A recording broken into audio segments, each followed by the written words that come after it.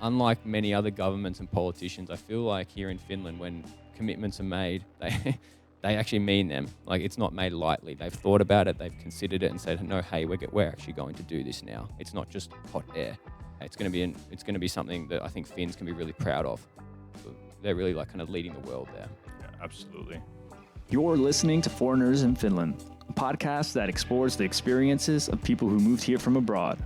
My name is Felipe Silva. I'm originally from New York, and I'm accompanied by my co-host Jarrod Luxton from Melbourne, Australia. We talk about why people come here, some challenges foreigners face, and all the incredible things this country has to offer. We hope our discussions help anyone new to Finland get accustomed to life here and bring new perspective to Finns. So hey guys, welcome back to the podcast. Today we're going to be talking about sustainability in Finland, sort of some of our experience with it, some things that we're sort of proud of Finland for adopting and the different behaviors that we see in the different parts of Finland. And just sharing what our thoughts are with sustainability in Finland. Yeah, absolutely. So Jared and I both spent quite a bit of time studying sustainability in our during our master's studies here in Finland. And I think both of us can agree that we see Finland as a place that is doing more for sustainability than our home countries. So it's nice to kind of see the attitudes of a society really taking sustainability into account.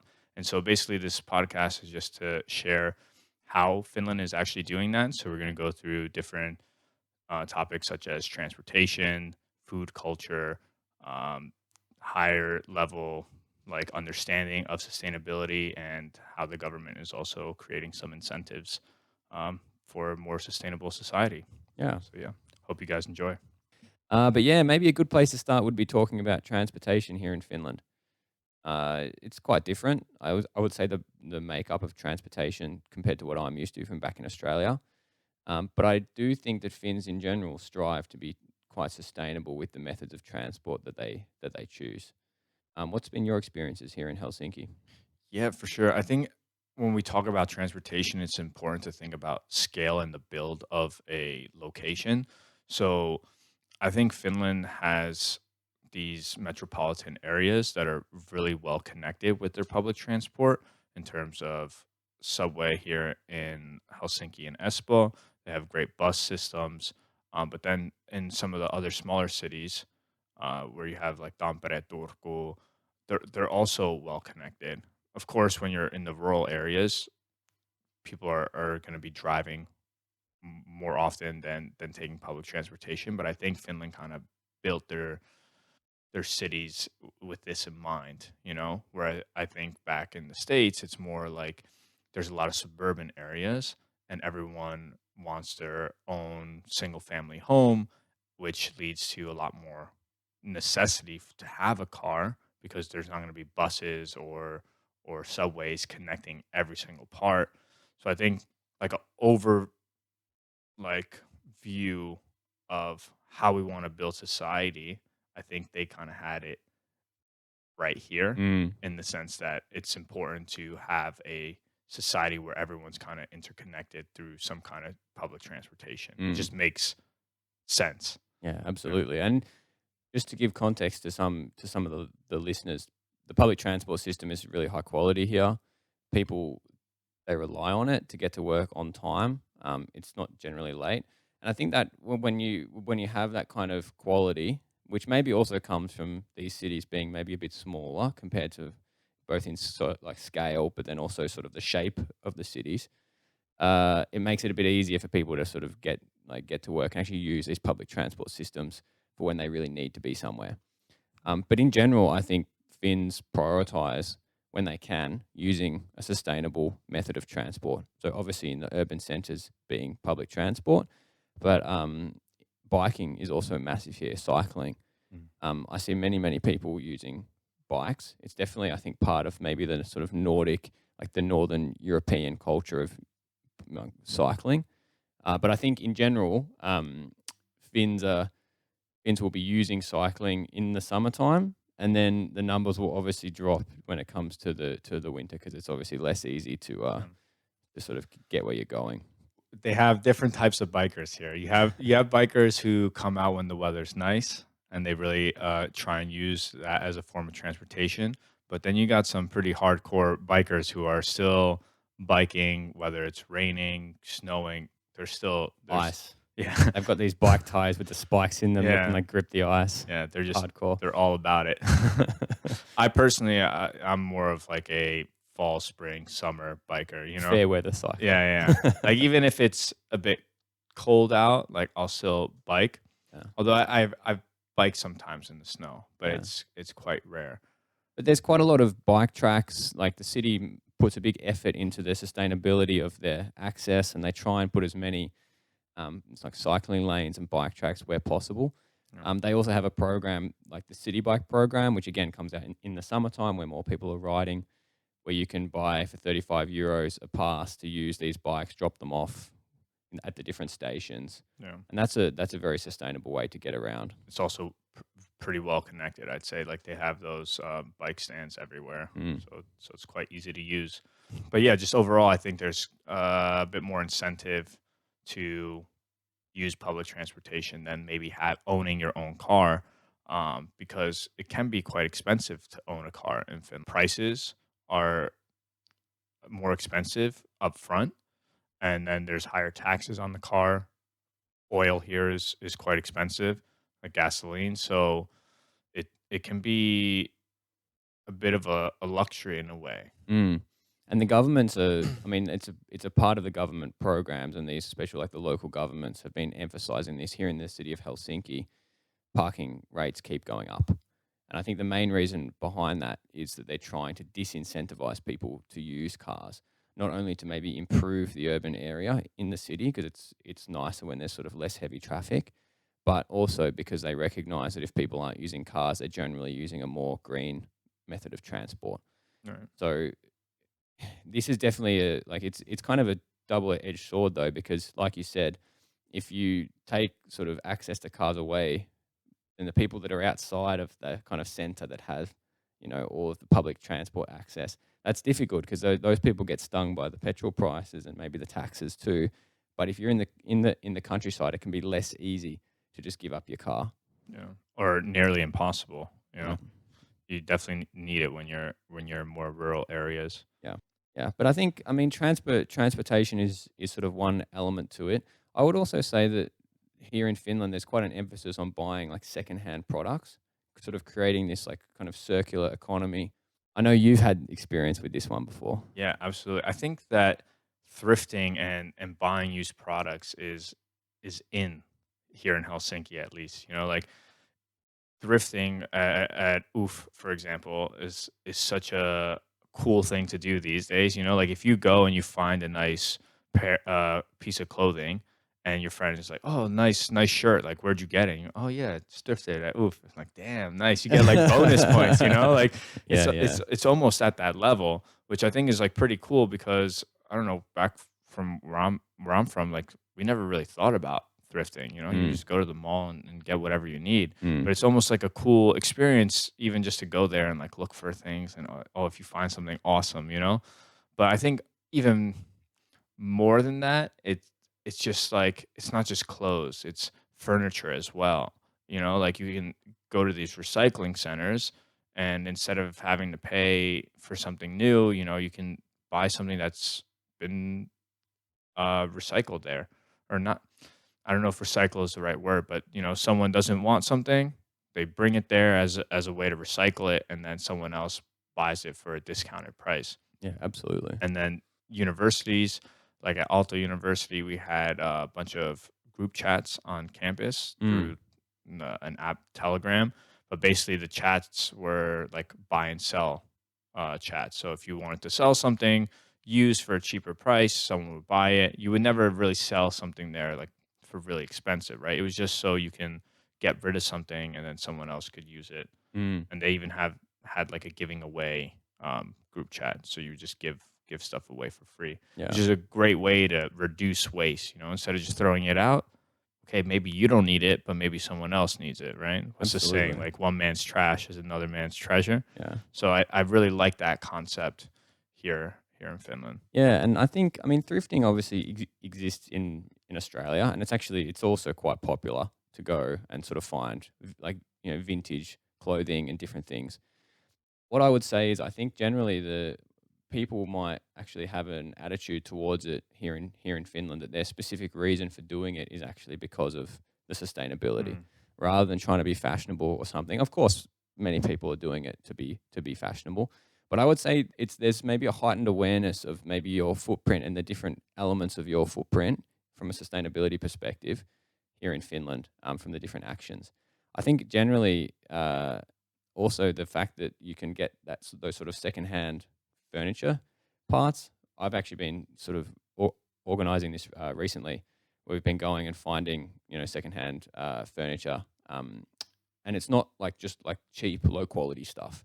There's kind of an emphasis here in Finland of like high quality products that last maybe more than one user. So you aren't just trying to scrape like a bargain bin type of furniture. You can actually get nice stuff, quality stuff that still costs like a decent price, but you know that you aren't buying something new and causing like new waste into the planet.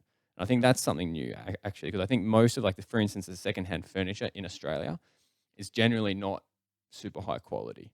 Like it would be like cheap stuff that you would maybe sort of outfit a student apartment with, but I'm not sure whether there's the same level of like quality goods on the right. secondhand market. Yeah.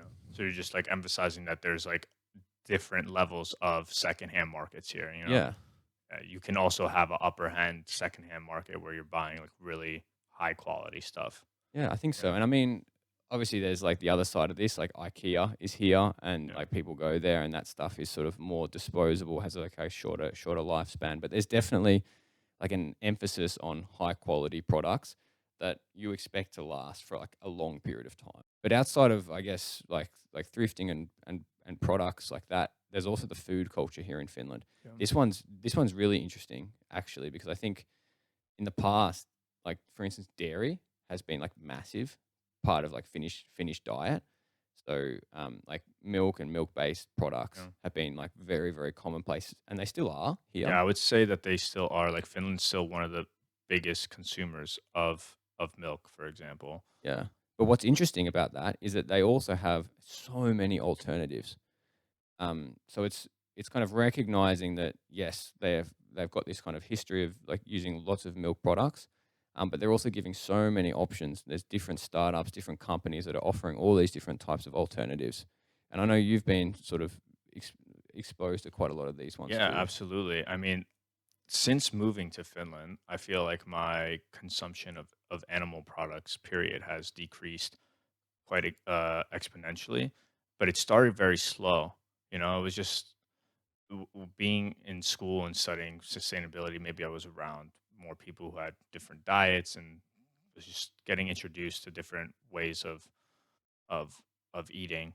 And yeah, like you said, that here in Finland, there's so many different options. Mm. So I already stopped drinking milk in high school just because I was lactose intolerant. So I was already used to like cashew, almond, and when I came almond milk, and then when I came here, oat milk was like awesome. I really prefer that. Did you I have saw oat milk in the States before? we did, but it was not as popular. Like here in Finland, oats is the main grain that they produce. So there's like oat everything. Hmm. um, but yeah, I think that in Finland, it's so easy to be vegetarian, for Hmm. example. You'll always have different options at restaurants. I think that the restaurant industry has an understanding that there's demand for those type of um, meals, and so they're really catering towards that demographic that doesn't want to have animal products. Mm. But also different companies, like you said, are pushing towards this more sustainable diet as well. I was actually just at a vegan convention yesterday, just trying out different products that are out on the market, and it was like a cool way to experiment and taste different products without having to go and buy them and look for them in the store.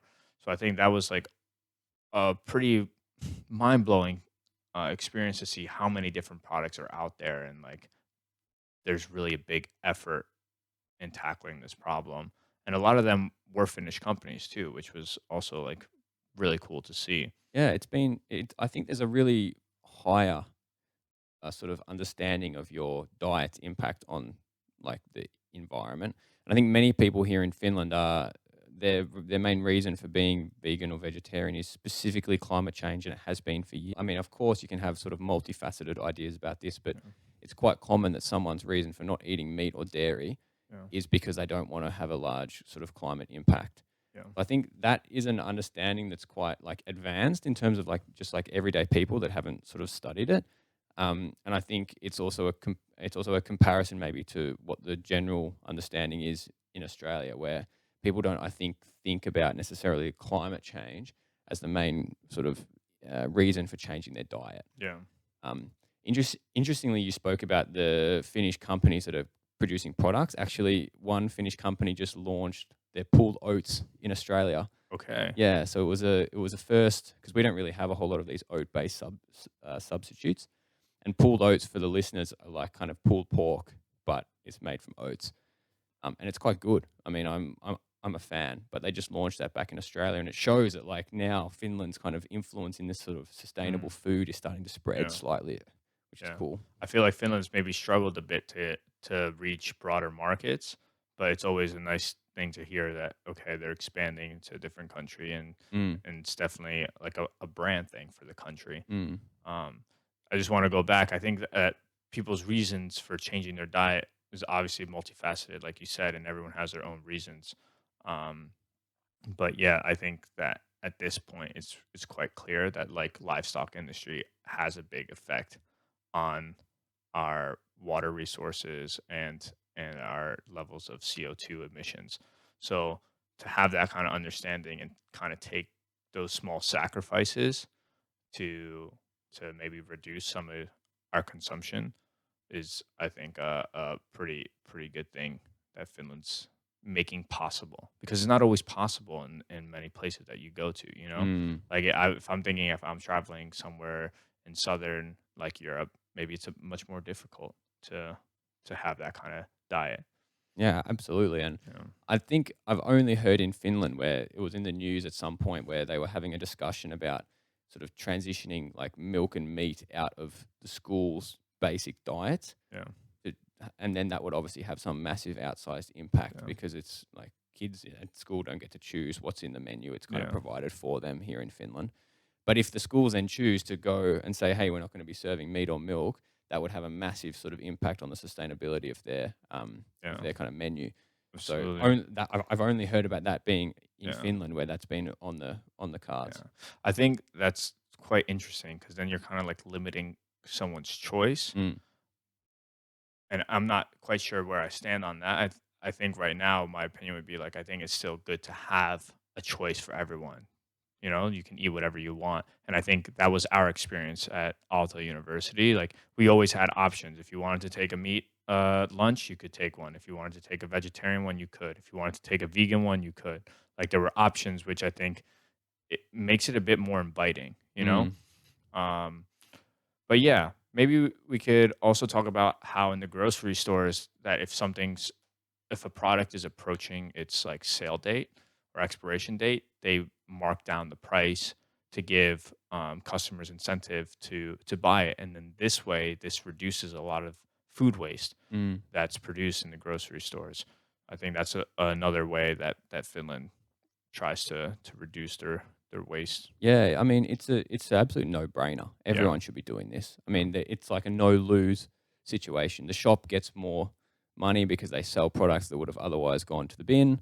right. Like the customer's happy, they get a cheaper price, and we produce less waste. This one is an absolute no brainer. Yeah, I've seen it in Australia at certain places, but definitely not all. Here in Finland, it's like commonplace everywhere that if something's getting a bit older, you'll get that 30% sticker, boom, straight on it. So okay. that's one that I think Finland should try and export. Yeah, I don't know if it's possible yeah, to export, but people should be at least yeah. copying, I think. Just makes sense. I feel a lot of times that Finland is kind of just ahead of the game. Mm, I feel that people here, when they go to the grocery stores, have been using tote bags and not plastic bags for a long time already.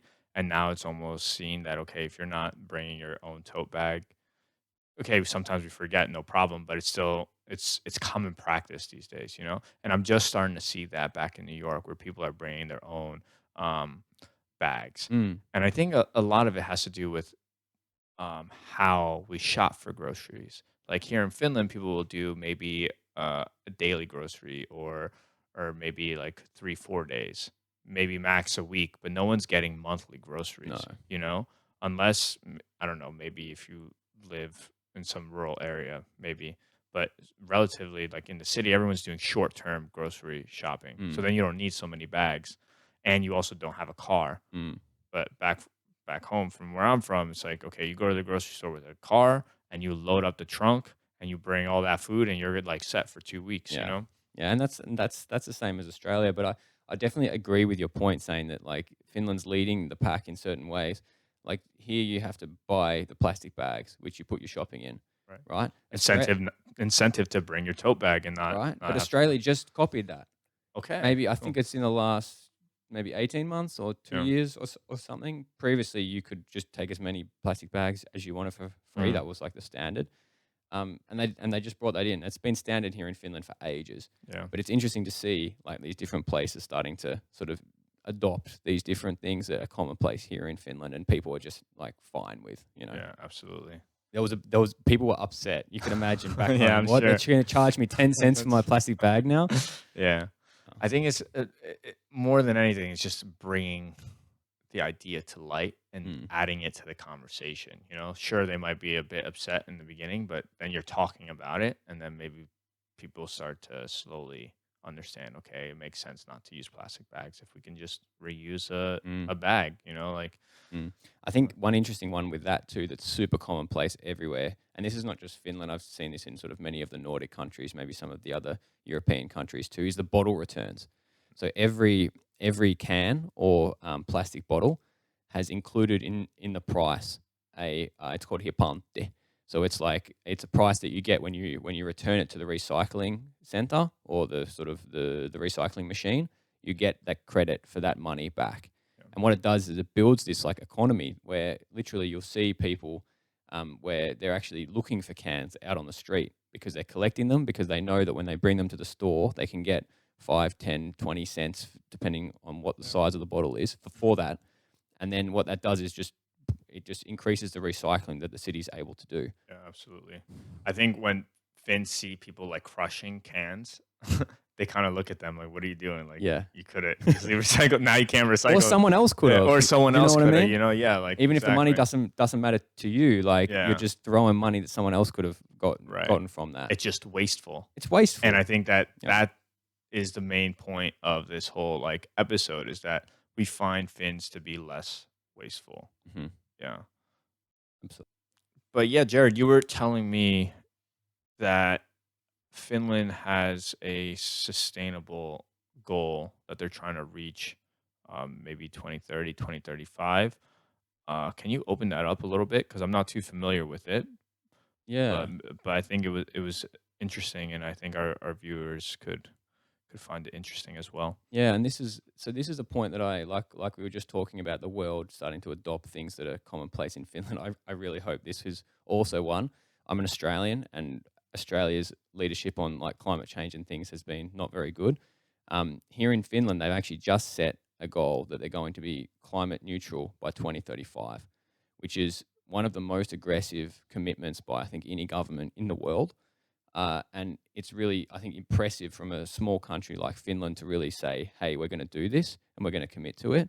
And when, unlike many other governments and politicians, I feel like here in Finland, when commitments are made, they they actually mean them. Like it's not made lightly. They've thought about it, they've considered it, and said, no, hey, we're actually going to do this now. It's not just hot air. It's going to be something that I think Finns can be really proud of.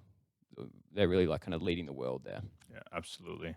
So yeah, so I think we went over like an overview of how Finns value sustainability, and I think it's important to note that this is just a broad overview. Of course, everyone has their own opinions and their own lifestyle, but that this is something that we've experienced and that we've seen, and yeah, we I think we can just say that we appreciate it And I think that if the majority of the world was was doing what Finns are doing, I think we'd be in a good place. Yeah, and I think our perspective from this is influenced from the fact that we're obviously from Australia and the United States. Yeah. That maybe the average footprint and sort of the government leadership maybe hasn't been historically where it is here in Finland on sustainability. Yeah. But I know I've become more sustainable since coming to Finland. Like my lifestyle, I think my sort of general lifestyle footprint has gone down,